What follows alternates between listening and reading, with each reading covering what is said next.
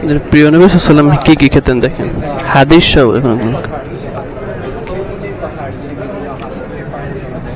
এখানে আঙ্গুর জান্নাতি ফল বলা হচ্ছে, আঙ্গুরের রেফারেন্স আছে এখানে। এখানে আনারের কথা আসছে, আনার জান্নাতি ফল বলা হচ্ছে। কালো জিরাকে আমরা মহা ঔষধ মনে করি, বা আমরা রিসার্চ করেও বর্তমান বিজ্ঞান জামানায় রিসার্চ করে যেগুলো বের করছি, 1400 বছর আগে রাসূল সাল্লাল্লাহু আলাইহি ওয়াসাল্লাম খেয়েছে। এখানে তিনের কথা আসছে, তিন হচ্ছে অক্টিনি অফ জাইতুন, জাইতুন আর তিন, এখানে তিন ফলকে দেখানো হচ্ছে। আদাকে দেখানো হচ্ছে, আদাকে ঔষধ বলা হচ্ছে। আদার এখানে আছে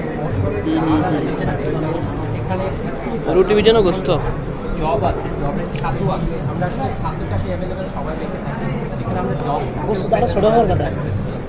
এখানে সামুদ্রিক মাছকে আমরা বোঝানোর চেষ্টা করছি। রাসূল সাল্লাল্লাহু আলাইহি ওয়াসাল্লাম সামুদ্রিক মাছ যে কথা আসছে, আখরোটকে আমরা প্রেজেন্ট করার চেষ্টা করেছি।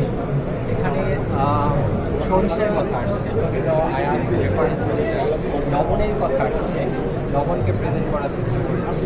এখানে নাবিদ আসছে, নাবিদ বা নাবিস, এটা হচ্ছে খেজুর দিয়ে তৈরি এক ধরনের শরবত বা ওই সময় খেতেন রাসূল সাল্লাল্লাহু আলাইহি ওয়াসাল্লাম।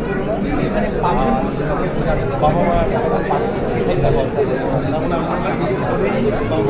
এখানে গমের রুটিকে আমরা কিন্তু বলেছি, গমের রুটি রাসূল সাল্লাল্লাহু আলাইহি ওয়াসাল্লাম সবাই খেতেন। এখানে তালমিনার কথা বলা হয়েছে। তালমিনাটা আসলে একটু আমাদের জন্য ডিফারেন্ট বা আনকমন খাবারের মধ্যে হচ্ছে।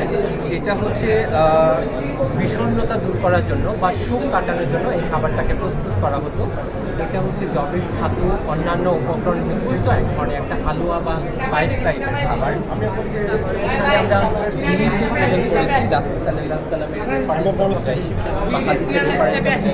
মোরগের গোশত খেতেন রাসূল সাল্লাল্লাহু আলাইহি ওয়াসাল্লাম, লাউ দিয়ে, লাউ রাসূল সাল্লাল্লাহু আলাইহি ওয়াসাল্লামের পছন্দের একটা খাবার ছিল। পাশাপাশি মোরগের গোশত দিয়ে লাউটাকে মিক্স করে খেতেন।